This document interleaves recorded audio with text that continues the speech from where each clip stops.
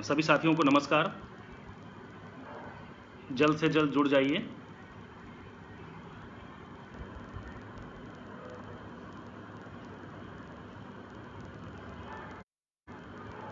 आप सभी लोगों को आवाज़ आ रही है?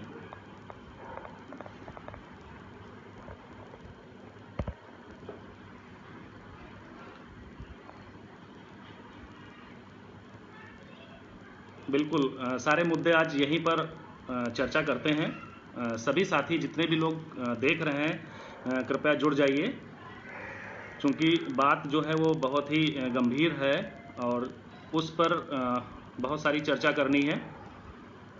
बिल्कुल सब लोग आ जाइए। सोनू शुक्ला जी परेशान मत होइए। अंकित सिंह जी, पंकज जी जो भी बोल रहे हैं उन्हें बोलने दीजिए।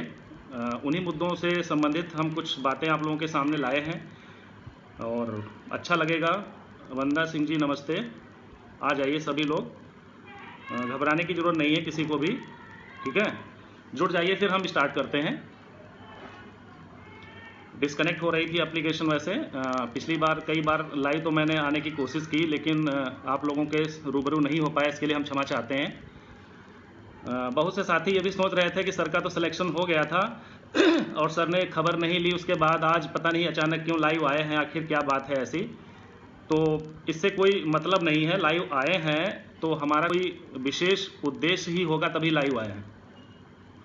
बाकी डॉक्यूमेंट्स कंप्लीट कराने में और दौड़ भाग करने में बहुत ही व्यस्तता रही और लाइव आकर के हम आपसे रूबरू नहीं हो पाए। अनुपम राजा जी, पंकज जी को क्या हो गया? कोई बात नहीं, जो भी जिसको हुआ है अभी सब सही हो जाएंगे, अपनी जगह आ जाएंगे। किसी भी इंसान को समझते हुए और थोड़ा सा समय लगता है। शुक्ला जी आ गए? आ जाइए, जुड़ जाइए सभी लोग।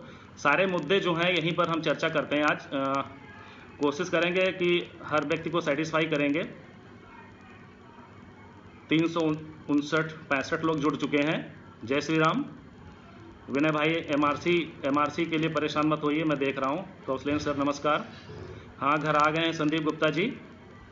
आशुतोष सिंह जी प्रणाम। जुड़ जाइए। तो शुरुआत करते हैं। सबसे पहले सभी साथियों को नमस्कार। अभी तक जिस कट ऑफ में जितने भी लोगों का सिलेक्शन हुआ है और जिन लोगों को जिला आवंटित हुआ था, उन सभी को बहुत ही बधाई। सभी बधाई के पात्र हैं। सभी लोगों को बहुत बहुत मुबारकबाद। आपने जो संघर्ष किया था उसमें आपको सफलता मिली। तो यदि आपने संघर्ष किया था और सफलता मिली तो उस संघर्ष में टीम ने भी बहुत कुछ कार्य किया और जो काफ़ी हद तक सकारात्मक रिजल्ट लेकर आया, जो आप लोगों के सामने है। अब हम बात करते हैं, कुछ हमारे ऐसे भी साथी हैं उसमें से जो साथी रह गए कुछ पॉइंट से, जिनका सिलेक्शन रुक गया, तो परेशान हैं, निराश हैं। पोस्ट डालते हैं तो उस पर नकारात्मक टिप्पणियां करने आ जाते हैं कि सर आपका तो हो गया, आपने शकल नहीं दिखाई, अब आज आ रहे हैं, अब फिर कोई मतलब होगा, फिर इमोशनल अत्याचार करेंगे। तो भाई मेरे सुन लो, मुझे कोई इमोशनल अत्याचार नहीं करना है, ठीक है। सिलेक्शन की रह गई बात, मेरा व्यक्तिगत स्वार्थ था। मैं आपके दरवाजे दौड़ के आया, लोगों से मिला। सभी साथियों को नमस्कार। आपके दरवाजे आया, दौड़कर मिला, आप लोगों को जोड़ा। तो क्यों जोड़ा, आखिर इसका पर्पज़ क्या था? तो सबसे पहले हम चर्चा करना चाहेंगे कि जो हमारी टीम थी, जिस हमारी टीम का निर्माण किया गया था, तो उसका सर्वप्रथम उद्देश्य यही था कि टीम जो है 90-97 कट ऑफ को बचाने के लिए लड़ेगी और हर संभव प्रयास करेगी। और टीम ने जब ये संकल्प लिया था तो उस समय उत्तर प्रदेश का हर युवा जिसने टीम को समर्थन दिया और जिसकी बदौलत आज हम इस मुकाम पर पहुंचे हैं, वह किसकी देन है? वह सब अब आप जैसे सभी साथी भाइयों और बहनों की देन है।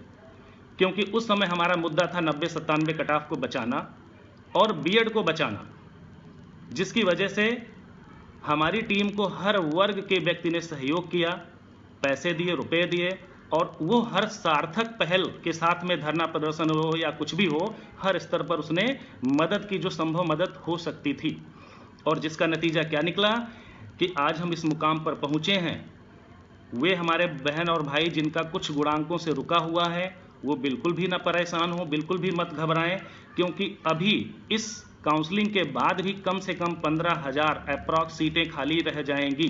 उसकी वजह यह है कि जिन्होंने फर्जी तरीके से फेल बैक पेपर वाले जो इसमें घुसे हुए हैं ये बाहर आएंगे और इनको बाहर निकलना होगा, क्योंकि काउंसलिंग में फॉर्म तो इन्होंने भर दिया लेकिन डॉक्यूमेंट्स वहां पर ये नहीं दिखा पाएंगे। अगर दिखाते हैं तो इनके खिलाफ कार्रवाई होगी, विधिक कार्रवाई होगी। तो निराश मत होइए, जिनका भी एक भी गुणांक से रुका हुआ है उनका 100% सिलेक्शन होगा। नेक्स्ट काउंसलिंग में धैर्य रखें। अब बात करते हैं कि टीम की बात हो रही थी, तो टीम का एक सर्वप्रथम उद्देश्य था कि वो 90-97 कट ऑफ को बचाने के लिए लड़ेगा। और जिस समय टीम खड़ी हुई थी, मुझे पूरा विश्वास है कि उत्तर प्रदेश के हर जिले से लोगों ने टीम का समर्थन किया था और सहयोग किया था।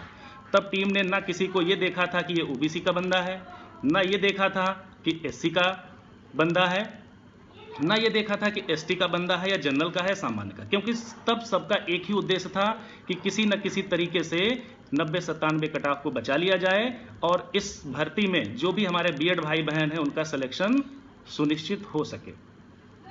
फिर साथियों, ऐसी क्या वजह हुई कि लक्ष्य से लोग भटकना करना शुरू कर दिए? क्या टीम ने आपको इसलिए समर्थन दिया था कि आप ओवरलैपिंग मुद्दे पे लड़ना शुरू कर दें? क्या जनता ने इसलिए समर्थन दिया था कि एमआरसी मुद्दे पे आप लोगों को इनकरेज करें कि नहीं, एमआरसी मुद्दा गलत है? किसका आखिर दोष है? आज मैं गया काउंसलिंग में और जिस तरीके से काउंसलिंग पे रोक लगी, कितनी निराशाजनक स्थिति में मैं लौट कर आया और पूरे उत्तर प्रदेश के जितने भी हमारे साथी भाई बहन हैं जो हजार किलोमीटर से बेचारे, कोई दिल्ली से कोई मुंबई से पर्सनल गाड़ी करके आए थे, 10,000 रुपये डीजल पेट्रोल खर्च करके आए थे, उनको कितनी निराशा हाथ लगी होगी। तो साथियों, जब बात 90-97 को बचाने के लिए टीम ने संकल्प किया था और ये भी संकल्प किया गया था कि टीम जो है बीएड को सेव करेगी, तो आज वो सारी बातें कहाँ चली गईं? आज मामला सुप्रीम कोर्ट में 14 जुलाई को सुनवाई के साथ लगा हुआ है। क्या किसी का इस बात पर ध्यान है कि सुप्रीम कोर्ट में 14 जुलाई को जो सुनवाई है उसके लिए हमने क्या व्यवस्था की है? नहीं गया होगा ना। यदि आपने अपना नाम देख लिया है जिला आवंटन लिस्ट में और आप श्योर हो गए कि आपका सिलेक्शन होना है और आज आप उस मुकाम पे पहुंचकर वापस घर लौट आए हैं, निराशा हाथ लगी है, तो आपको ये सतर्क हो जाना चाहिए कि जिन परिस्थितियों में सरकार ने यहाँ पर क्वेश्चन आपत्ति वाले मैटर पर जिस तरीके की पैरवी की और जिस तरीके से तथ्य रखे हैं, मामला फंसा दिया, क्या सुप्रीम कोर्ट में यदि ऐसा हुआ तो क्या पूरा बीएड परिवार इस भर्ती से बाहर नहीं हो जाएगा? यदि 40-45 कट ऑफ का सुप्रीम कोर्ट ने आर्डर दे दिया। हमारा सर्वप्रथम उद्देश्य क्या था? क्या हम उस उद्देश्य से भटक नहीं रहे हैं? जो आज हम एमआरसी जैसे मुद्दे, ओवरलैपिंग जैसे मुद्दे, एससी एसटी जैसे मुद्दे, जनरल जैसे मुद्दे, उनको हम हवा देना शुरू कर चुके हैं।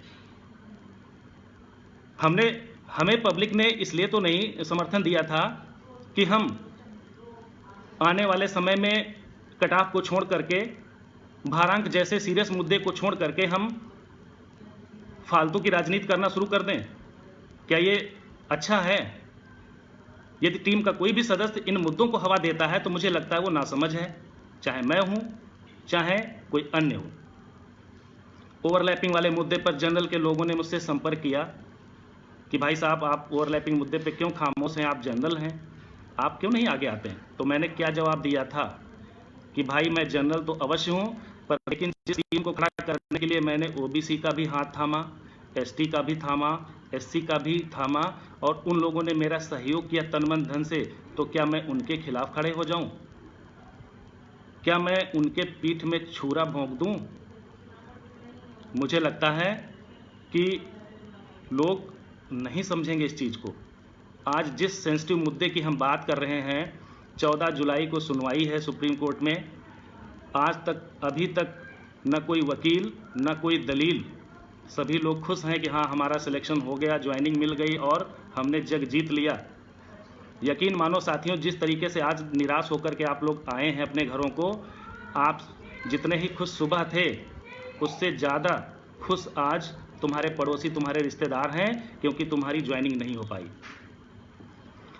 यदि शिक्षा मित्र जैसे लोगों को सुप्रीम कोर्ट एक झटके में, जिन्होंने एक साल 40,000 सैलरी उठाई, निकाल के बाहर फेंक सकती है, तो आखिर आप किस चीज़ को लेकर आज उत्सुक हैं या खुश हैं कि आपका सिलेक्शन हो गया और अब आपका बाल बांका भी नहीं हो पाएगा।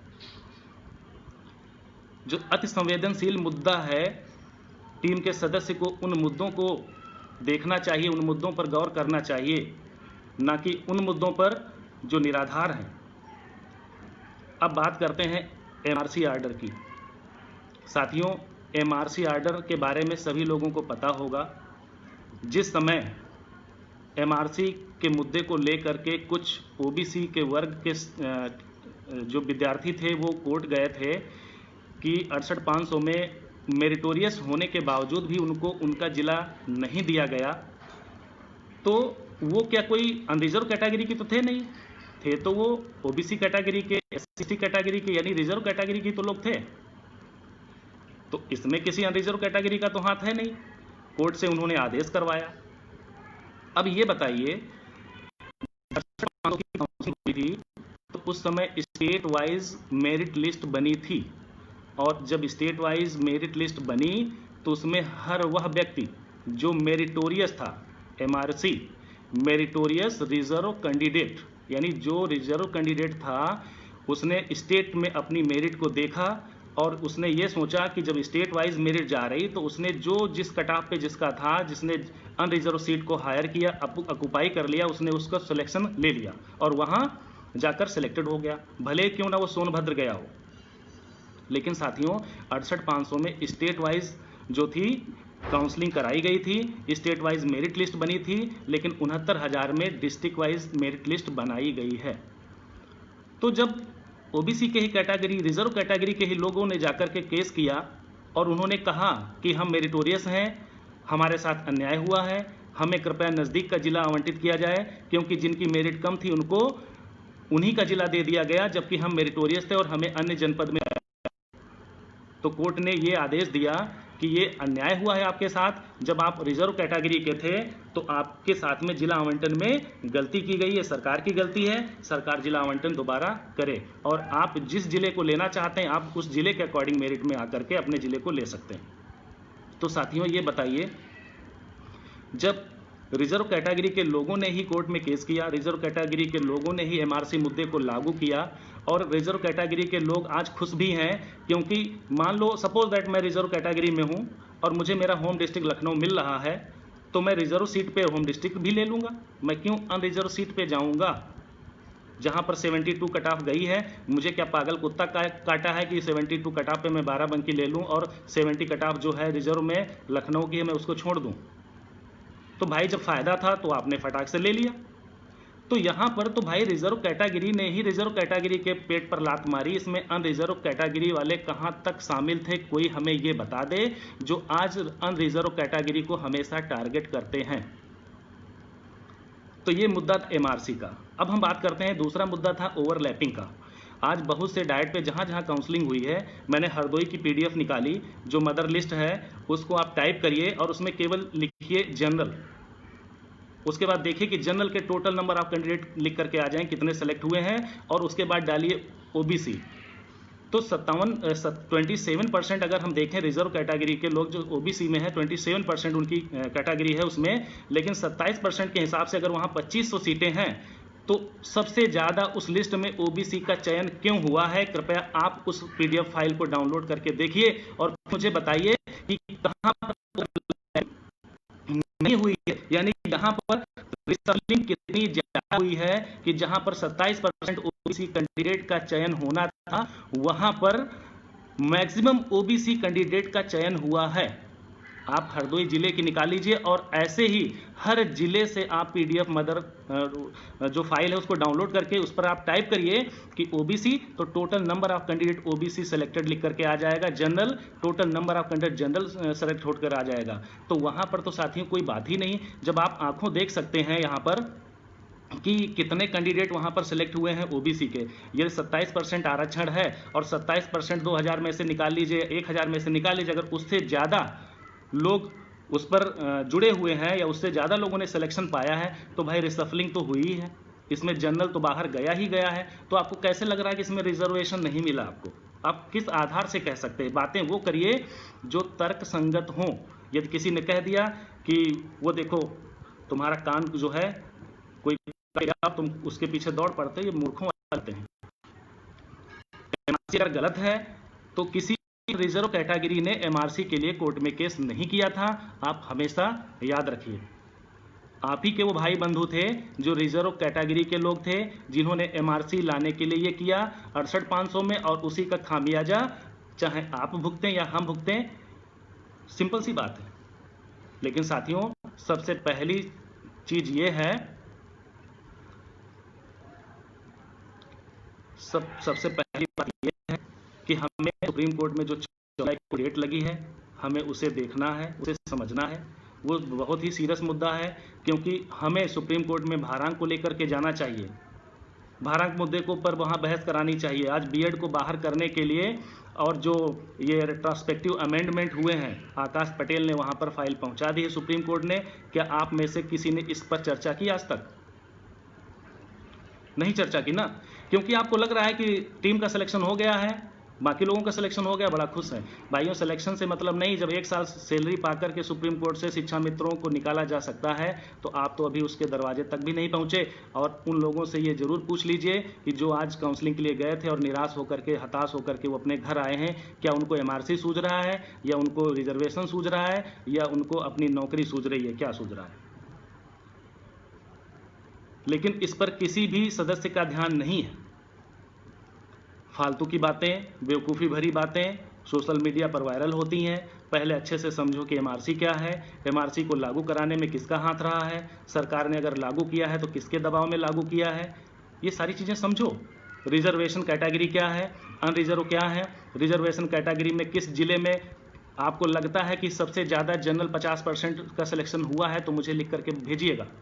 आप हर जिले की मदर फाइल निकाल लीजिए और उसमें डाल कर देखिए कि ओबीसी के 27% का अगर आपको 27% ही ओबीसी सेलेक्टेड दिख रहा है, तो आपको लगेगा कि हाँ, रिसफलिंग इसमें रिजर्व कैटेगरी जो ओबीसी कैंडिडेट है उनको 27% पे ही सिलेक्शन मिला है। अगर 27 से ज़्यादा लोग सेलेक्टेड आ रहे हैं वहाँ पर उस जिले में, तो आप समझ लीजिए कि यहाँ पर ओवरलैपिंग जम के हुई है, जिसमें जनरल कैंडिडेट बाहर हुआ है।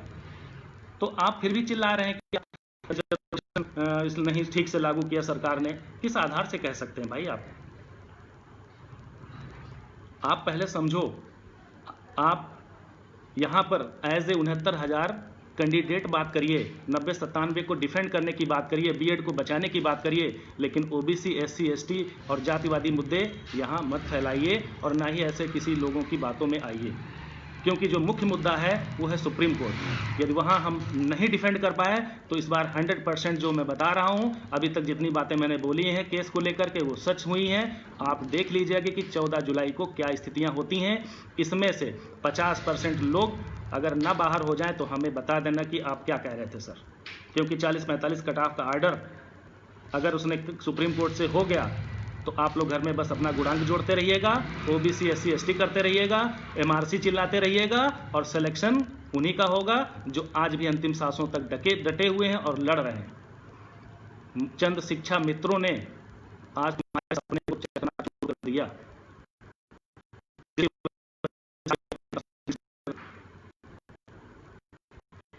पता नहीं किस उसमें जी रहे हो, किस दुनिया में जी रहे हो, कुछ तो शर्म करो। कब यूनाइट होगे? जातिवादी सेशन से बाहर हो जाता, अगर मुझे कोई गम होता, मुझे भी गम होता है। सोशल मीडिया पे ये नहीं कहा कि हाय ओबीसी को मैं जनरल हूं, मेरा नहीं हो पाएगा। मैं नहीं रोया, क्योंकि मैं हर व्यक्ति के दरवाजे तक गया था, हर व्यक्ति से मैंने पैसा मांगा था इस केस को लड़ने के लिए। लेकिन नहीं समझ में आएगा, क्योंकि आंखों पर चश्मा चढ़ा है रिजर्वेशन का, जातिवादी मुद्दे उछालने का, निजी स्वार्थों को देखने का। और जब तक ये निजी स्वार्थ रहेंगे मेरे भाई, जीवन में सफलता हासिल नहीं कर पाओगे। जितनी ईमानदारी से टीम ने आज लड़ाई लड़ी है, टीम के हर व्यक्ति का सिलेक्शन हुआ है।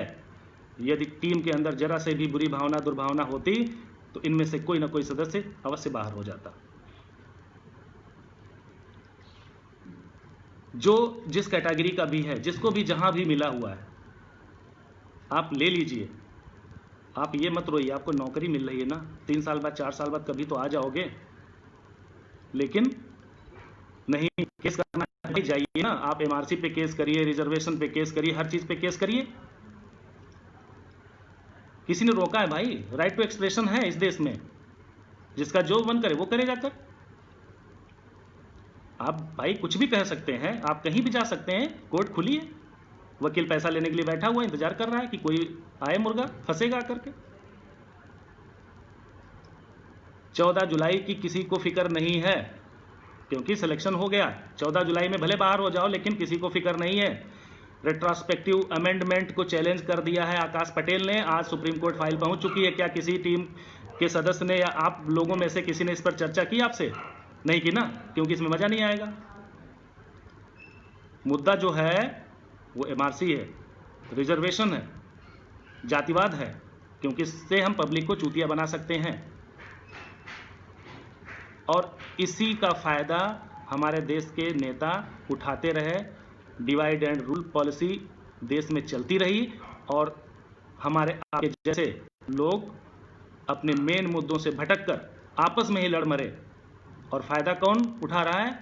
वही शिक्षा मित्र जो 40-45 कट ऑफ को भी क्वालिफाई करने के लायक नहीं है। कुछ सीखो, शर्म के मारे डूब मरो। यदि तुम्हारे अंदर जरा सा भी जमीर बचा है तो सोचो अपने भविष्य के लिए, अपने परिवार के उन सपनों के लिए जिन्होंने देखा है। नहीं तो SC ST OBC करते हुए मर जाना और तुम्हें नसीब कुछ नहीं होगा। मेरे बारे में तो लोग बहुत कहते हो, नकारात्मक कमेंट भी करने आ जाते हो। अरे भाई, मेरा सिलेक्शन हुआ तो क्या मैंने मुफ्त में करा लिया था? मेहनत की मैंने 2 साल, आपने भी किया, आपका भी हुआ। तो एक पहुंचोगे तब होगा ना। मरे जा रहे हो आज की डेट में कि सिलेक्शन तुम्हें आज चाहिए, मतलब नहीं, कैसे चल पाए? यदि आप लोगों को लग गया है या आप लोग चाहते हैं कि इस मुद्दे को यहीं पर रोक के सुप्रीम कोर्ट में लगी जाए, तो कृपया इन जातिवादी विचारधाराएं, इन मुद्दों को छोड़िए, एक होकर के सुप्रीम कोर्ट की तैयारी करिए। क्योंकि यदि 1 महीना पहले ब्रीफिंग अच्छे से नहीं की गई सुप्रीम कोर्ट के वकीलों की, तो यहाँ से तो तुम बच जाओगे, लेकिन वहाँ से जब बाहर होगे तो जिंदगी भर पछताना पड़ेगा। मेरी आप सभी लोगों से यही रिक्वेस्ट है, कृपया जातिवादी मुद्दों को हवा मत दें। टीम का जो कर्तव्य था, मैं एक जनरल कैंडिडेट होने के बावजूद भी मैं दिलो जान से जुटा हूँ। मैं कभी किसी जातिवादी चीज़ों में नहीं पड़ा, ना मैंने OBC देखा, ना मैंने SC देखा, ना ST देखा। लेकिन जो व्यक्ति जुड़ा मुझसे वो आज हमारे साथ में है।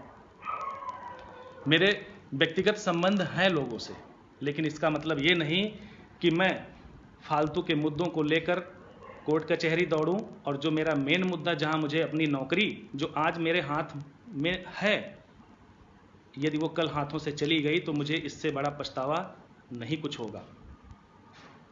इसलिए आप सभी से मेरी रिक्वेस्ट है, यदि आपको लगता है कि MRC गलत लागू हुआ है, आप कृपया कोर्ट जाएं। यदि आपको लगता है इसमें रिजर्वेशन गलत दिया गया है, आप कोर्ट जा सकते हैं। यदि आपको लगता है कि ओवरलैपिंग नहीं हुई, आप स्वतंत्र हैं, आप कोर्ट जाइए। परंतु आप किसी भी टीम के सदस्य को इन मुद्दों पर कृपया मत भड़काइए।